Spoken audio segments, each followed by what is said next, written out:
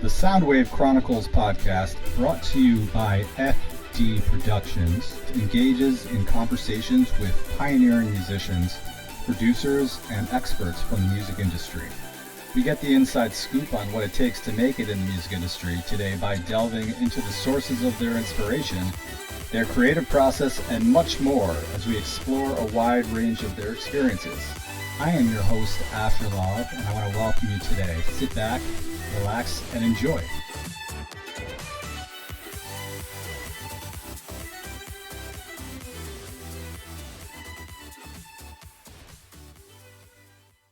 All right, ladies and gentlemen, welcome to the show. I am very excited because today I've got a very special guest by the name of Malloy James. He's out of Philadelphia, and I just want to read off Malloy's bio because he has a very unique story, and the work that he does is pretty unique within music production. He's a New York City-based musician, composer, and sound designer. He just completed a new 15-track project that will be released in early 2024, and he's collaborated on sound design for projects with Lexus and the National Building Museum, a whole lot of other projects, which we're going to talk about throughout this interview. And I want to welcome Malloy to the show. How you doing? Good, man. How you doing? Good, good. So yeah, pretty rainy out there today. Yeah, everybody's feeling kind of down in the dumps. I mean, it's typical East Coast Weather. fall vibes. So I'm not mad at it. A good day to like make some music and my stuff. thoughts exactly. You know what I mean? Like those are the best days to really create, but so you got to take the good with the bad sometimes, you know. And that's what we do as sound designers, producers, people who love music. Yeah. I got my keyboard here. You got your keyboard there. That's all. I know. I peeked. I was watching. I was looking when you first started. I was like, oh, you got a little something there. And where you're at looks like there's other space to it. So it probably looks like you have other stuff in there. This is my music production space. Yeah. But I don't want to make this about me. I got lots to talk about you and your exciting career. You work with Lexus, National Building Museum. You got projects from some pretty cool things going on in 2021, 2023, which I just want to mention now because I don't want to forget to get to that. But before we do, could you just share with us when it all started? I mean, music has always been something that's always been around in my life ever since I was super young. But I didn't come from that type of space of having like parents that were musicians. They just were really into music. My first thing was really sports. I come from a sports family in a sense. A couple cousins that played professionally, played basketball professionally. Got another cousin that just got inducted into like the track Hall of Fame in California or something like that. It's crazy. It's crazy. So that was kind of my first start. Like I was playing basketball. And so you're pretty tall? You're pretty tall? I'm not pretty tall. I'm actually was just really fast and could jump really high. Like a Muggsy Bogues type of like really coordinated. Yeah. A little bit taller than Muggsy, but you're in the right ballpark. But that was kind of the energy. On the pun. Yeah. Ballpark now. You're in the spot. But so that kind of was what I was doing. But music was always this thing that was just present around in the house. You know what I mean? Mom was playing all the classics. My dad, my biological father, tried to be a musician. He had keyboards around, but he wasn't too good at it. But so I would spend, much like a lot of East Coast kids, and like especially kids in New York, in the summertime, you go to summer camps. So I was like doing the basketball camps and the music camps at the same time, packed summer. So it always was around. So very nice. What kind of music did you like? Did you enjoy listening to growing up? What was your big inspirations back when you were a kid, adolescent? I mean, adolescent, you know, it was it's a super good question. It was kind of broad ranging because it was I grew up. Were you listening to like rock, rap, pop, everything?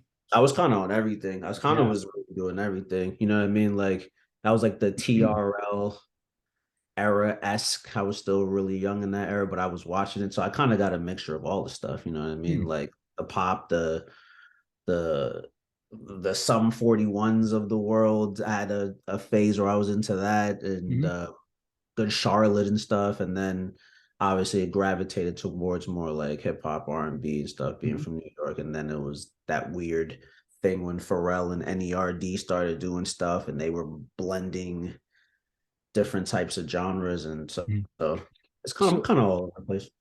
so could you tell us about like what you're doing now in terms of the genres? What is your go-to genre or blend of genres that you're working on right now? Right now, it's more of a neo soul, hip hop energy. Um, I like to think of it more of like a. I'm a big Erica guy. I love Erica Badu. That's the queen right there. And Okay. then you know, a lot of the like more like slum villagey type of stuff, like backpacky type of stuff. That's kind of more I lean to these days. But then I also have like on the last project that I did, I touched on a lot of like I had some psych rock in there, I had a bunch of other stuff in there. I just kind of it's kind of hard to go in with one idea of just doing one genre because I feel like it limits too much. So I kind of not try to like leave the door open for everything, but it usually tends to sit somewhere in that space. You know what I mean? So Mm-hmm. So you try to target a lot of different genres. Uh, yeah, yeah, I see you. Was it in 2021? You worked on Atelier. Oh, 2022. You're blending hip hop, R&B, psych rock, and funk. yeah. Atelier 8 is your most eclectic project to date. How Yeah, do you feel about that? Like, is that the type of work that you want to continue doing, or you just enjoy the challenge, one-time challenge? I think it's something that I probably will continue doing. This next project that I'm putting out isn't super as all over the place as far as like psych rock and stuff as Atelier 8 was. Atelier 8 was more of like homage to when I lived in France for a while at Hmm, one point in my life really? as an adult, and a lot of the experiences and sounds that were on that project were from like just me kind of going back into that place. I went to France for a while, and I'd worked on that project after I'd lived there. So that's where some of the inspiration for that came from. Interesting. So you were in France, what, for about a year, you said? Yeah, yeah. I ended up playing professionally for a low, like the equivalent to like a step above the amateur like minor league basketball there. So I lived in a city called Nantes, which is like maybe like an hour and some change out of Paris. I was there, Hmm. hated it, and You didn't like it. I hated it. I hated it. It was really fun for How about the maybe food? the food. Yeah. Oh, the food was really bad, to be No honest. way. Yeah, Bad food in France? and Nantes, yeah, Nantes is like it's like one of those cities that it's like small enough to be like it feels like a town, but it's a little big enough that it's considered a city. But they had really weird, like in France, they'd be putting mayonnaise all over your French fries and stuff like that. That's not really my vibe You're more of a personally, ketchup but kind of guy. I like ketchup. But they wouldn't even ask if they would. They just would just drench it, In mayo. yeah, in mayo. And then that's when I found out McDonald's was like they treat McDonald's like restaurants out there. You know what I mean? Like found myself trying to like take girls on dates, and they were like saying we should go to McDonald's, and I was like, McDonald's? That's doesn't make any sense. That's a little weird. It seems sacrilegious to me to go to McDonald's in France. Yeah, yeah, it's wild, but they love it out there. So I hated it. So and that Sorry to kind hear that. of yeah, I'm it's. dying to go to France to try out some fine cuisine. I mean, if you're in Paris, the Yeah. food the food is great, but Mm, not. not. It's probably not where you want to go. You know what I I mean? guess Not for it's food. like how much you're willing to spend type of thing. Yeah, that too. I That guess you too. could be anywhere in the world, and like if you're spending a lot of money, you're going to get good food, and if you're not going to get good I mean, food I tend to say that unless it's McDonald's, which unless covers you're all the McDonald's, bases. yeah. I mean, New York got. I mean, got I'm biased, but I feel like New York got the best food though. Even though I will say Philadelphia also has good food too, so I've been pleasantly surprised about that. Can't lie. Yeah, I mean generally the tri-state, yeah, Philly. There's a lot of delicious restaurants in all over New York. Um, Yeah. Although I happen to be a home cook type of guy, but I don't want to Okay. digress too much. I feel you. Um, but yeah, so I did that and I came back over here to the States after 11 months over there. And then that's kind of where I really decided to like say maybe this art thing, maybe this music thing should be a path I should maybe dive into. You know what I Because mean? you were able to earn a living in France doing it. Is that what you're saying? No, I didn't earn a making music. No, I was Yeah, that's what I understood. No. no. I was making money because I was playing basketball professionally. Oh, I thought you said piano for the basketball league. I got totally No, confused. I was Okay. playing like actually on the Professional. court for them, and then I was away from home, couldn't do it. Homesick. I was in a bad relationship at the time, also, so I had a lot of things Huh. not going my way when I was out there. Okay. I left. You know. Okay. Got it. Now I'm understanding. So then you came back and then you decided you wanted to give music a shot. Yep. And that's kind of where I guess the earliest version of the professional story kind of starts, the origin story of that Mhm. starts. You know what I mean? So, and Where then it did you kind get the idea that music should be your full-time career? Was it just something you just thought, hey, I love, I play music, I play piano, I got a talent, I'm going to put this to work? Or did you have a friend who's maybe encouraged you, or somebody you looked up to, you decided, okay, that I want to do that. yeah. I had a ton of I always was playing instruments because I had a mom that kind of put me in every type of thing and made me learn every instrument that I could learn, you know what I Oh, mean? mhm, But I always was like making records. I was writing songs and stuff like that with like a really close family friend, and we were recording and messing around. And even when I was in high school, I would do it. But I think that it was one of those things. I like to use this kind of example with it. It's kind of like the best friend that always was around. It's like if you're a male or whatever your preference is, or into women or men, you had the best friend that you really were into, that was always there your whole life, and you always just never really thought of them in that way. And mhm, then at one point you guys both get old and realize that you're supposed to be together, and then everything kind of falls into place. So music was always around. I just mhm, didn't realize that it was going to be my path. And I think that one day I just decided to like say, I don't really have anything to lose. I just came back from Europe. I hated it. I don't really have a relationship going on. I'm just kind of like floating. Why not shoot for what I want? And then mhm. that's kind of where it all And, started. and how many years have you been doing this since that first transition back from France? That was about 2015, and it's from Hmm. 2015 now, so a little under a decade I've been making music on that type of path, and professionally I've been doing it for about 3 4 years full Mhm. time, I would And say. your manager came in at one point in the process, um or when did you decide that you needed a manager, or did they approach you? kind of was a little bit of both. I have a team. I have two managers, if you will. Mhm. Both of the one of them, who I'm sure you've been corresponding with prior to this, Stanley, yeah. um, she came in around last year, and that's kind of like who got the ball rolling. And I had another one who kind of was a close friend that I like to think of him as he kind of was the one that I had confidence in myself, but he kind of reaffirmed and was like, I think this is what you need to do. I don't see you doing anything else in life other than this. It seems like, and you're really good at it, so you should attempt it. And then um uh I guess it's been more than a year. Dang. A little bit more than a year than I met my other manager, and she kind of like put me in a really good spot, and just Mhm. kind of just kind of put me in the rooms and the places that I needed to be, because half of the stuff is really just getting in the spaces. Mhm.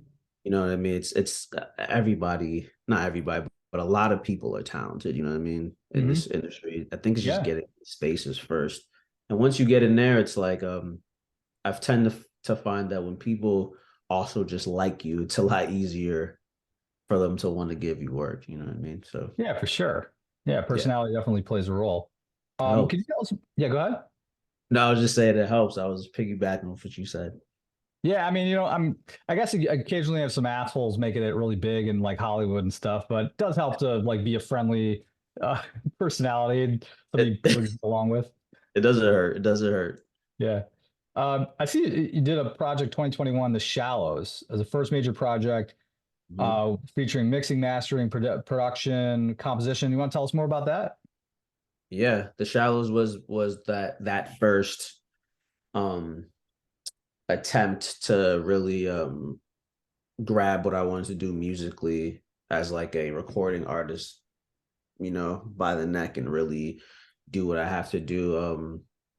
Prior to that, I had been working at like small studios around New York, just kind of doing like mix engineer work and stuff. And Hmm. I then just felt like I'm doing this and I've kind of got a hold on this. I know I have a good ear, so why don't I just make my first attempt and just put it out? Hmm. And at the time, I had always had other people help me with production, but I felt like I knew how to do all these things and play all these instruments, and I know Pro Tools, and I do all of my tracking and recording in Pro Tools and Logic, and I do all like the production usually in Logic also. So Hmm. I'm just bouncing between them both, and I just decided to say let's just see what happens. Let's make something that I want to make Hmm. and see how it goes. And that was the shallows. You know what I mean? So, what's the chronology of these projects? Do you just sort of produce a song that um, you sort of thought about or felt like you wanted to get out there Mm. um, in a recording, or do you sort of backtrack? You follow like what a like maybe a music library or a company wants you to create, and then you work on that song, or is it both?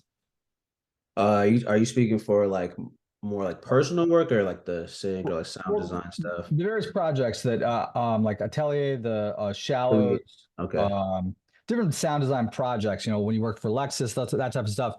Um, is it a sort of a case by case basis, or do you generally have a song that's sitting on the shelf that you already produced that you just thought like, okay, I want the world to hear, and then landed it on like a public project or a sponsored corporate gig? So for like stuff I did with like the Shallows, Atelier 8, Brunch with Chanel, those were more um my mind just getting to kind of free flow and do what I want. So those were more for me. And then like rock roll and some of the other stuff that I've done for Lexus and Miami Design District, those are usually a combination of both. Like when I did stuff with Lexus, during like Milan Design Week, I was really lucky to get to kind of like do kind of anything that I wanted in the sense they kind of wanted me to stay in a specific ballpark. But no, those weren't sitting on the shelves. I did all of those from scratch. They gave me kind of buzzwords or keywords and Mm, said, create around this. We would like this to feel like this, mhm. bring these textures in. And then I kind of had the space to just kind of like pull ideas out the air and incorporate different things. I got really experimental with some of that stuff for sure. And it was really Mm. fun. Yeah. And so what's your preference when they sort of when a project is given to you and then you just have some flexibility to work around the parameters of that project, or do you just sort of like doing your own thing and then pitching it? Which is your preference? That's a really good question. Mm. Yeah. I think I think the Because art's it's about funny. self-expression, but then there's like a corporate aspect within art Yeah, of like do the project the way I want as the CEO. I'm like, okay, all right, I'll because you're a sound designer, right? yeah. So So here's the tough thing sometimes with that is like I feel like, and I'm sure you agree or identify to some point. The more you can do, sometimes the worse it is. The more things you can play, and the more plugins and the more like I have so many plugins, so many things that I could use, so many instruments sitting in here, like so many sounds. Sometimes when they're like, "Oh, just do your thing," it can get a little difficult because you end up like throwing all these things in the Yeah. gumbo, Yeah. and then you sit back and you have to kind of like reel yourself in before you send it and be like, "This is way too much stuff in this." So sometimes I'm not gonna lie, when they do give me parameters, like I just came back from Art Basel a couple weeks ago. I did something down there again with Lexus and the ICA Miami, and that one had, because there was like it was sound and trigger points with motion sensor, it kind of like had to have you stay in a confined space of what you were going to do. They had specifics, textures they wanted, specific tones, Hmm. like that. So it made it a lot easier as opposed to, yeah, when I was speaking about the project I did in Milan, that was a lot crazier. Or when I worked with Jermaine Barnes in the design district, it was like he was giving me notes. I want it to feel like this. I want it to sound like this. There was revisions back and forth. So it kind of varies, but I think it just kind of depends on the mood because I'm a space cadet with the music. I can take it somewhere really crazy, and sometimes they might be like, whoa, this is a lot for this And then you put situation. in all that time and effort. Uh, Yeah. but then what do you do with the project? I'm sure you have a number of these where you sort of produce what you thought would be the product, and then they're like, we don't like it. Try something else. Do you put that on the shelf and it just for nobody, or do you release it like I don't know on Spotify or something for the fans? Honestly, it stays on it stays on the shelf. I know. No way. Yeah, it stays on the That's shelf. painful. I know. Man, if I can show you my folder from that stuff, it's getting pretty ridiculous. I have thought about just putting it out on like an ambient situation, but I don't know. I have it. Maybe that's something I have to do. Maybe you're putting the spark in my mind right now. Hey, any way I can help. The juices flow in my own head here, but my Yeah. question, I have, I wonder, it, just after you've done this for a number of years, have you sort of adapted based on the maybe possible lack of communication on the part of the CEOs or the people you're interfacing with, Lexus and these other companies? Maybe they're not being clear enough as to their expectations. Mhm. And for them to just say, okay, make a song that fits blah blah blah video. Well, I need a little more structure there. Well, how has Malloy James evolved with all those repeated experiences? Meaning, are you just sort of taking it easy and just having them just producing multiple versions for them, being really patient, or are you more strict with what is your expectations, Mr. CEO of Lexus or representative, whatever? So I don't have to keep making 10, 20, 30 different versions for this Yeah. project because it's very time consuming. Yeah, it is. Do I the think method. I think yeah, when I first started this, it was exactly what you were saying. I was like I was making when I first started, dude, I was making like they would tell me kind of what they would want, and then I would make like five different versions of Mhm. something. Of the complete song or just Of like snippets? complete Like, songs. I no was way. making five different versions of I would literally speak to the music directors that are the people in charge of the music for whatever company it was, Lexus, National Build, like anybody, and I'd be like, they would give me kind of a feel, and I would say, oh yeah, like, okay, that sounds amazing. I will have five versions of this for you by the end of like by tomorrow. It was crazy. I was like, I was almost shooting myself in the foot in a lot of ways and trying to be Superman. Because you want a So job. because I wanted the job and I wanted to like because everything springboards off of you do one here, then that Yeah. solidifies your next one. So but it was madness because then Puts yourself into a pretzel for them. you know what I mean? And then they were just taking like they'd say, oh, I like this section, but I like this section. So then now they're taking and you're like, okay, these aren't in the same key. These aren't this like I can't take these little parts and put them all into the same thing. So I found that was how it started, and then where it's at now is very different, where I like to know exactly what they're thinking.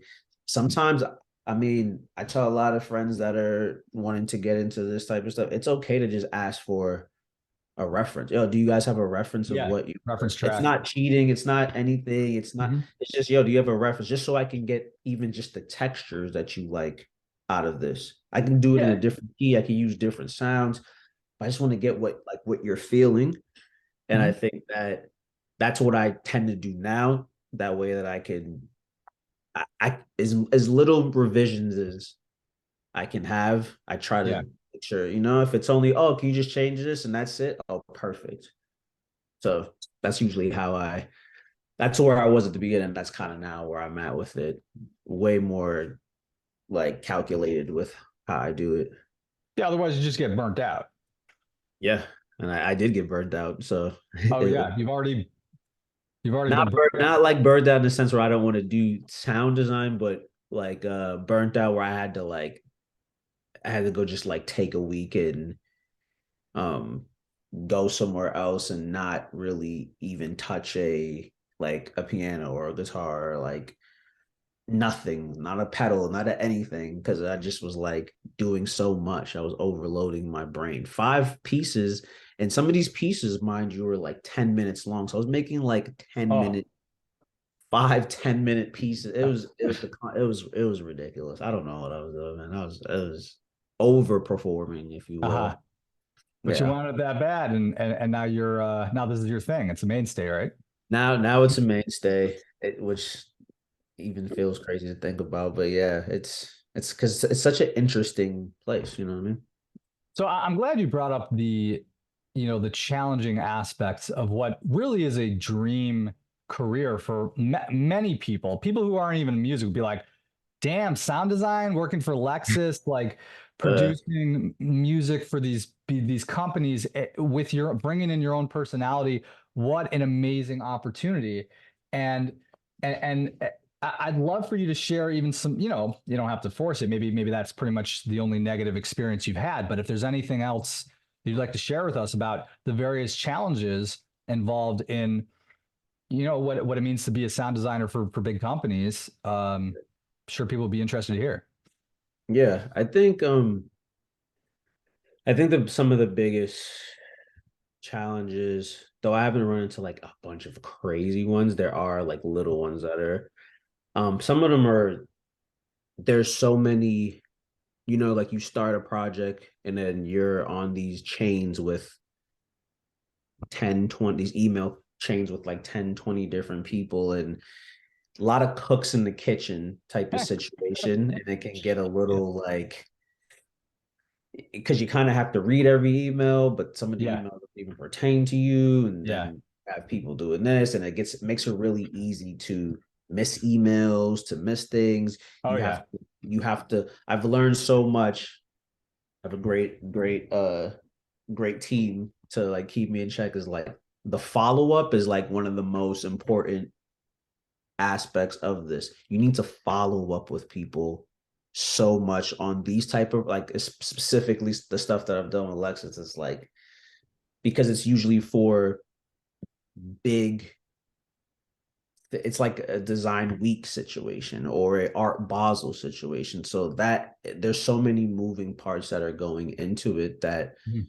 sometimes even you doing something so intricate and particular to the project can even people can just forget about what that stuff, because they're dealing with influences and they're dealing with getting cars there and they're dealing with all this other stuff and talking. Yeah. So follow-up game, if you thinking that they're on their game and they'll just reach out to you, can have you in a bad spot, because I've done that before where I've been like, okay, I sent this to them, I've sent these sound assets, I can sit back and wait, I got my work done early, Mhm. and then you're waiting for them to respond. Days go by, and now it looks like you haven't done your work early, because they're like, "Yo, where's the da da da da? Oh, I sent that. Oh, why didn't you say anything? Oh, because it could get Yeah. tricky. So it's like it's little stuff like that. And it's really just about, the other thing is like showing early, like you do have to you don't want to super overperform like I did, but you want to do enough that you show your value really early on. When you don't do that, you kind of shoot yourself in the foot in a lot of ways. You need to show early on that you're an asset, why you're an asset. And then the last thing I think I would say is like knowing the right speed to do things and deliver things. Like you want to be fast and quick, but you don't want to be too fast and quick. It's a really What, tight ha- rope. what what's the downside of being too fast and quick? Being too fast and quick in those situations has you in a place where, like, we're music people, you know what I mean? So the way that we know and internalize and understand music is way different. When you're working with brands like that, they're usually not music people. Hmm. And sometimes when you do it too fast, it could give the illusion that you didn't put enough effort into it or it's too easy. But if you're a musician, you know that some people are just bad MFs and they're just some bad boys with the keys or bad boys with the stuff. Like they could turn around something really fast. Hmm. And you know that. Like, you know what I mean? We can name greats and goats and people that we know that are great musicians that could go into a studio and make something amazing in 2 hours. You know what I mean? And for them, if you're just kind of like turning it in like, oh, can I have this? We want to do this, and then you have it all done by tomorrow, it kind of in their mind doesn't register, even if you did it amazing. They It think it must have been really easy. exactly. Sometimes it's better to do it, sit with it a little bit, and then Hmm. send it. You just have to find a nice little like line between efficient and quick, but not too quick. It's games, it's weird games, but So it's an there's an element of optics in I guess the yeah, value that you bring to a project to a absolutely, certain extent. Very absolutely. interesting. Absolutely, yeah. It's crazy. It's wild. Those are the little tidbits I've had to of the Little growing pains. gems. Yeah, the gems. They're gems now. They didn't feel like gems in the moment, but they're definitely gems now for sure. Huh. Somebody will take them as gems, hopefully. Yeah, I mean, you don't want them giving you more work. So you're recommending being proactive, so they Yeah, don't think you're sleeping on the job. You know, just being proactive, showing that you're really an active part of the team, yeah, and making sure that you time things appropriately and factoring in the optics yeah. with respect to production. And being Well, and thanks. also being oh sorry, and also like being super like willing to change, even if they don't want to change something, just being like, oh, those strings are really those strings were interesting. Those are interesting effect. Like, yeah, you like those? I could. Do you want me to have them going Yeah. out throughout more of the piece? Do you want me to dial it back in? Even if they're like, no, for the people that are in charge of those types of things, knowing making them feel like you're super at their disposal Hmm. usually always gets you more gigs. Yeah, it's funny because I could see this as in corporate speak, so to in Yeah. a sense. Oh, interesting could mean interesting, quite literally, or it could mean that kind of sucks, but I can't say that. I don't want to insult who Yeah. was the project. So then, by you being proactive and saying, "Well, I'm happy to make adjustments, be Yeah. flexible," you win those points. Exactly, Yeah, exactly. It's a lot of it's a dance. and I love it because it's hilarious to me how like within the corporate world people just tiptoe around and there Oh can be all man. this tension but nobody knows it because Oh people are man. so careful about the way they talk to each other. I mean, you hit it. You just like hit the nail on the head. It's so much passive aggressive energy in those places, and a lot of times you're corresponding through like before you. The funniest things, and this is on a lighter side of like it's super passive aggressive because you're responding through emails also, so you don't know, but you will at some point have to see these people uh, in person when you're on site for something. uh, um when you take the stuff you're getting there, you're testing oh, you froze. if that energy is really if it's really passive aggressive, or maybe it was lost in translation. And I've seen it be 50-50 for me at this point, where it's like, oh, like there's some weird passive aggressive energy in person also. And I've seen it be just like, oh, this person, I think we just got our wires crossed on these emails and stuff. I can't help but smile when I hear about this because I have a lot of experience in the corporate world, Yeah. just even through music, like live entertainment music. I've always felt that as much as I appreciate, generally you get higher pay for the corporate type gigs, Hold on. there's like a soul that's missing. Like when you're interacting with Yeah. nice, professional, like well-dressed people, and there's nothing like inherently wrong with how the conversation is going. It's like the dialogue it's missing that soul, like I mentioned. It's missing Yeah. like that like real genuine connection where you can just sort of open up and converse because it's all boils down to money. It's And like it's I hard gotta though. get the hmm? It's hard for us as musicians because that's what we do. We operate off of soul. Everything is Right, soul for right. us. You know what I mean? We're putting our soul that it you're almost they're almost paying us for, it sounds really weird, in our soul, for our Yeah, soul. Things because that they you know what I because they don't mean? know what So soul is. oh The- no, yeah. they usually don't know it uh at all actually. So but it's cool. I mean, I haven't had any too many bad experiences if I'm being honest. Like the good thing that I will say is like the better you are and the nicer you are, the more people usually just get out of your way and let you do what you want. They'll make little tweaks here. And that's what I talked about earlier. To touch back on it is like knowing when to reel yourself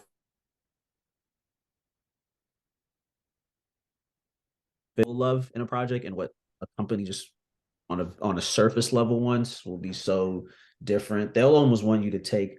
I had a project that I worked on when I was working with the National Building Museum in DC. Yeah. I made this. It was it was this huge space. I was working with architect Suchi, ready to name drop her. She's amazing. But Mhm. this space was huge. You know, it's huge. It's like all the way up. I don't even know. It's huge. It's a crazy place, and there were these metal mirrored structures that were floating in the air. So I'm thinking, okay, I gotta compose something crazy and illustrious and have all these. And I remember doing it, and the piece is amazing. I could.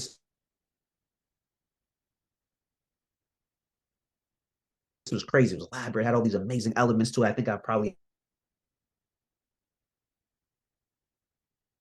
tracks with sounds moving in and out, automation, crazy. It was nuts. Mhm. And I sent it, and they were like, "Oh, this is beautiful." I was like, "Yeah, yeah, yeah, this is amazing." And they was like, and then they responded to me maybe 2 days after that, and they was like, "Yeah, but we were thinking something very simple.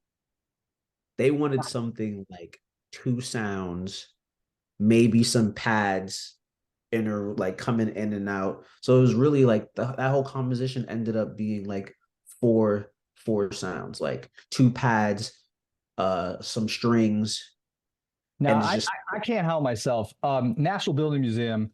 Hopefully, this yeah, is the right museum. Give me like here. Just hold this to the. yeah, Is it correct? yeah, Is that that's the correct. space? Yeah, That's a yeah, beautiful, beautiful space. I just yeah, want yeah. our That viewers place to is check that out. that place is crazy. Yeah, Stunning. Yeah, and I would think, yeah, like I would think like symphonic, like full production too. something. Oh, they wanted something very stripped down and Mhm. calm and ambient, and Mhm. sometimes simpler gets the job done. But you know, as a musician, any of us would see that and be like, oh, this is gonna be, I gotta make this. It has to fit how impressive the space is, The but columns are epic and they're oh, historic even. That like Greek comes to mind, Romans, like Colosseum comes to mind. it's crazy.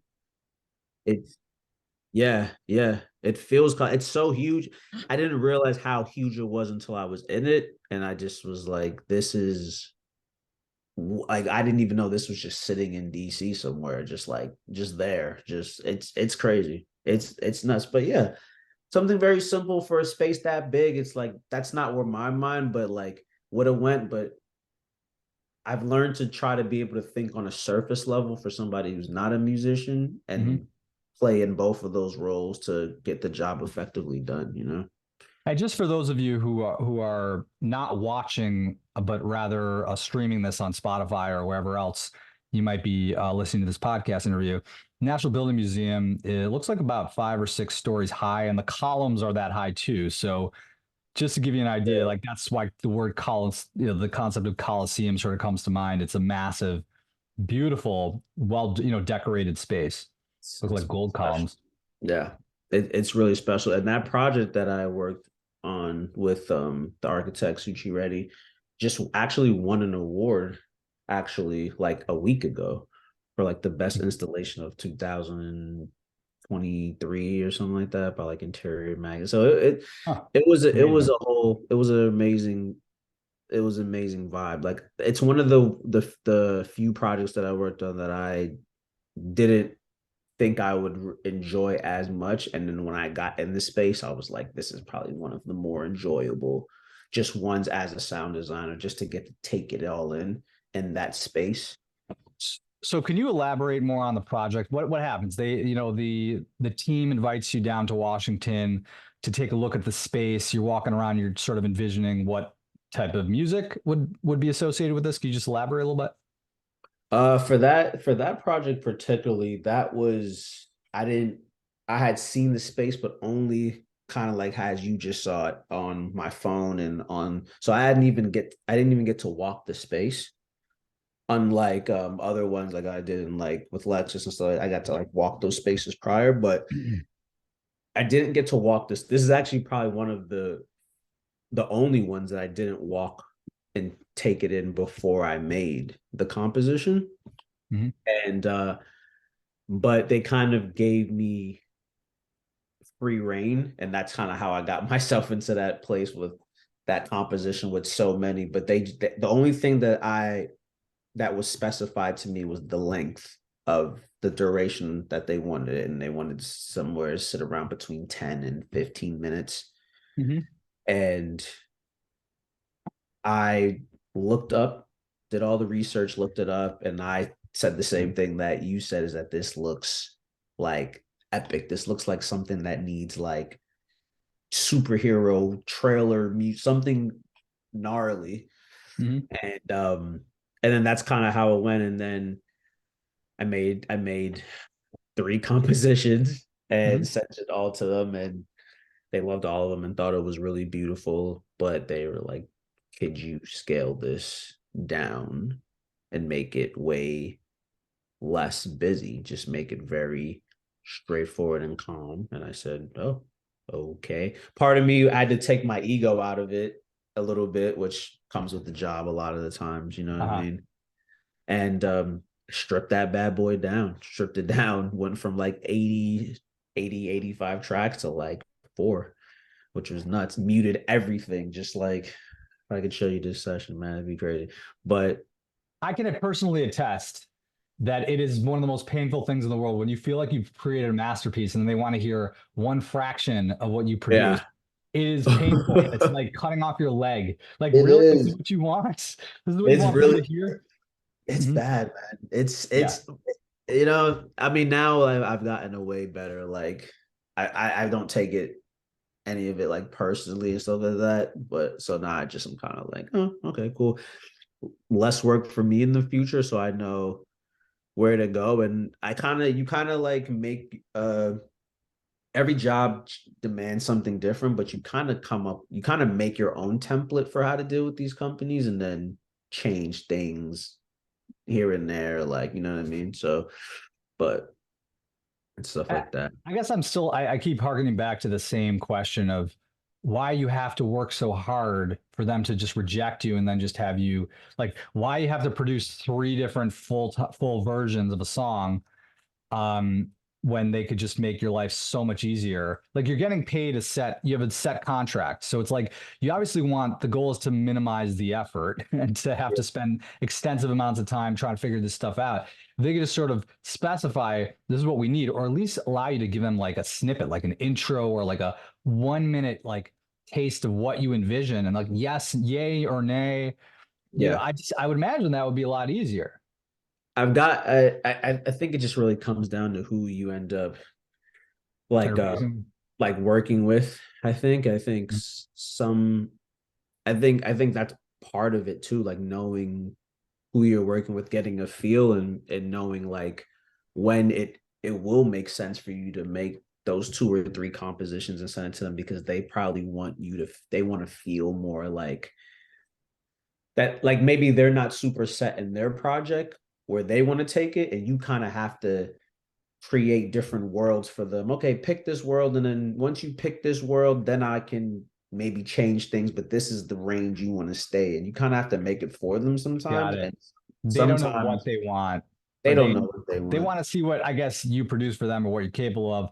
So they want a couple different options to select from. Yeah, pretty much. I Yeah. guess there's no way around that. No, you can't get away unless they give you a reference up front. Then that definitely does make your job a little easier sometimes. So in a sense, you have to really charge accordingly because if they want four samples, you got to charge for four samples as opposed to one. It's true. The best thing that I will say, and I'll give all the people that I've worked with, but especially like Lexus, because they were the ones that I was starting with doing like a ton of work. They're gonna pay you that even if they don't use the compositions, they've still paid me. You froze Been again. amazing. Oh, I've you froze again. sorry. The internet bleep connection issue. But you said they'll pay you for any composition, whether they release it or not. Whether they use it or not, I've been paid for. Yeah, I've been paid for compositions where, regardless of whether they use it, they still are just like we recognize that that's a thing. And sometimes they might use it for something else. I don't Mhm. depending on who I'm working with, we do different things with like the rights to it and stuff like that. Like sometimes early on, especially, it was easier for me to just kind of relinquish rights to some compositions early on, just because I think my team around me kind of like drilled in my head that's like, we need our foot in the door first. This is how we get our foot in the door first. Let's So build a what? resume up. So what are you doing now? Are you are you specifying in a contract? I just want a flat fee, or I need flat fee plus sync fees. You know, over the life of the use of the song. It's a little bit of both. You know what I mean? I think that I'm not super, I haven't been doing this for a decade, but I'm not new in it anymore. So I think that it really is about just knowing when, and the company. Sometimes the company has so much visibility that you need to make sure that you have like sync stuff in check, and if it's pub, whatever the situation may be. And then some companies are, or some projects are like, I worked on this project um for what will be the Bobby Onspach um foundation, but it pretty much was this artist who created these really dope like psychedelic machines that were kind of can take you to a place like that, like ayahuasca and all these things can, Mm, without you having to take anything. It's like about continuous eye contact. You get mm. hooked up. It's kind of crazy. Yeah, it's like lights, and they hook you up to this thing, and you're constantly looking at into the it All right, I'm it's losing. I I would say lost. anybody can look it up. They have an Instagram. They have they have a What's going on? website I and all. lost you for a second. Sorry, the artist's name is Bobby. His name was Bobby Onspach, so Bobby Oh, and then and people have this Anspac. ayahuasca type experience by just looking through these contraptions that It's like a simulate. machine. Like you can, Mm, he made so many, but you can like sit in them. One of mm. them, you can sit in them and you can do eye contact with somebody else, and you're covered in all these things. And there's ambient music going, and there's like it's really hard to explain. You kind of have to see the photos of it. Like some of them, you're on your back, you're laying on your back, and Ah, then it brings you up, and then and it looks like something a mad scientist would make, Or but somebody who's high on something. I mean, for him yeah, to have built contraptions like that, he must have done ayahuasca about a million times. I'm not even sure because rest in peace, he passed. Oh yeah, But these things are amazing. But anyway, for a situation like that, I was commissioned to make a composition. Something like that. I know it's like they're not a huge. That's not a huge name. You know what I mean? They're a foundation trying to do something, and it's more about like creating something around the experience you're getting from the things that he created. That's to me, that feels a little bit less of like I need to hit you with like you need to be paying me every time you play this song or anything like that. It's like some of it got to be about the passion. the passion. If the good standing will come later on with that type of stuff. Mhm. And I mean, I sound kind of like charge the big companies, but don't charge but that's not really what I'm saying. But it kind of is kind of what I'm saying. Like, yeah, like somebody's gonna have maximum visibility, a Lexus or something like that. Like, yeah, you might have to give me some of those. You know what I mean? Like, yeah, I have to work out a sync deal or something like Right. that. Those assets might be on your social media and that does, you know what I mean? So So you you're just gotta, registering the song with like Sound Exchange, ASCAP, to yeah, ensure you get paid. BMI Mhm. is those are my guys right now. And are you able to release a song that you sold essentially to a company like Lexus and still post them on your own platforms? That's a project that's project by project basis, which is good. I don't have like a long continuous contract with companies like that. So it's like we do it based on the project. So for this one, for one, I might not be able to, but this one I might be able to for this one, and so Per on. case by Yeah, case basis. yeah. It keeps it nice and Mhm. doesn't, and it keeps you not having to be tied down because big companies like that a lot of the times will have like non-compete clauses. So when you sign stuff like that, so if I do something with them, then I can't work with Audi or I can't work with Mercedes Benz and stuff like that. And I don't, I mean, we want to Interesting. we want to be able to do it all. Yeah, for sure. You know what I mean? Like And I and like and speaking of do it all, and you obviously have some big dreams ahead of you. Like, what are your plans for the next year, next 5 years? Where do you see yourself 10 years from now? the next this next year is just continuing to do more good sound design work. I have that project coming out um January 8th is when it is released. It'll be everywhere on all DSP.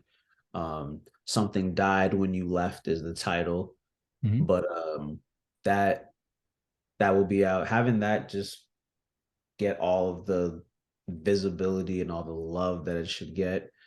Um, so that's probably like this year, and then just continuing to get better. I just want to really that sound design space, particularly because that's a very it's this weird kind of like ambiguous space where a lot of people don't really know what it is or how it works. Kind of being a part of or being at the forefront of that would be a goal for this year more, and showing that that's more of a possibility for emerging musicians. You know what I mean? Like not everybody needs to be like a composer per se, Mhm. or not everybody needs to be like a gig musician. Maybe not everybody needs to be a music producer. Maybe you are better with textures and that type of stuff and manipulating sounds and like bending them to fit spaces better. That might be sound design might be your role, might be your look. There's a lot of sound design jobs out Hmm. there, but not a lot of good sound designers. Hmm. There's a lot of good producers and composers out there Mhm. and not enough jobs for them. Or at least that's what I feel like I see. But I could be 100% wrong also. Who the fuck am I? Oh, sorry, I didn't know if I I don't know That's if really I don't interesting that prefer, you but share that because I don't think that's really an intuitive thing. Like, oh, there's not enough design, sound designers that are that are really talented, but there are plenty of producers out there, yeah. and not enough jobs for those producers. I don't know. I don't have a tab on the market so much. I do know that a lot of people are constantly complaining about how it's saturated because they're just happy doing it. People Yeah. see an opportunity to work in music. They'll give up whatever desk job or corporate job that pays twice as much because it's just they're happy. Fair, Uh, fair. I mean, that to those people, that's what it's about too, though. I'm all about the happiness, man. Like, if you're happy doing it, do whatever you want. You know what I mean? Like, if it speaks to your soul, that's really the most important thing at the end of the day. You know what I mean? Absolutely. That's how I see it. And most of the people that I interview, it's just about everybody that I interview. It's really about the joy for them, and Yeah, that's a prerequisite to being successful. If you really love what you do, makes it um, so much easier. but could you share with us, just because we could talk forever here because Yeah, you have a that, fascinating career. Um, and I know you have a lot of exciting stories, but could you share with us maybe some final words of advice or wisdom to aspiring musicians, people who are interested in entering into the music industry or just love music in general? What do you recommend? What's some words of advice? man,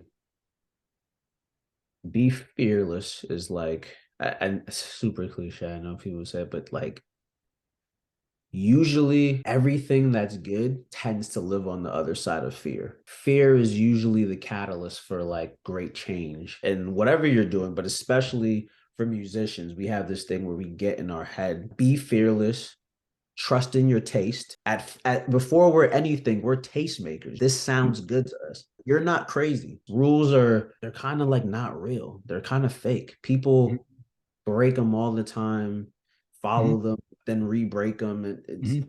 be fearless with what you want to do. Don't let distractions enter your situation. If that means you got to protect your dreams, that's where your heart sits, and you know it sounds good, it feels good. That's always the best place to start. So follow your hearts, follow your dreams, be true to yourself, and be Can't, fearless. can't There be. you hear it straight from Loy. Well, thanks for that advice. And can you tell us where we can find your amazing music? Facts, And facts. mhm. Yeah, could you share with us? I just was reiterating what you were saying to be fearless and to pursue your dreams and stuff that you're really passionate about. And I just wanted to ask you to share the best way for fans, for people to reach out to you if they have any questions or they want to hear your amazing music and see your projects. Yeah. If anybody wants to reach out, the Instagram is Malloy James Official, all one word. And then Malloy James on all DSPs, Amazon, iTunes, the whole Spotify, the whole shebang. Um, and then MalloyJames.com also is a good way to get. So it's Malloy James pretty much across all of it for the most part. So Mhm. not too hard to find. But yeah, that's pretty much how you would get in touch with me. That's how everybody else gets in touch with me.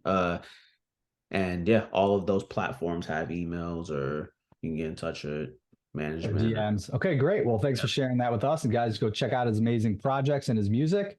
Yeah. And I know he's constantly working on new projects, so there's what to look forward to. And please let us know, whenever you want to share any new projects with us. Be happy to promote it and talk about it.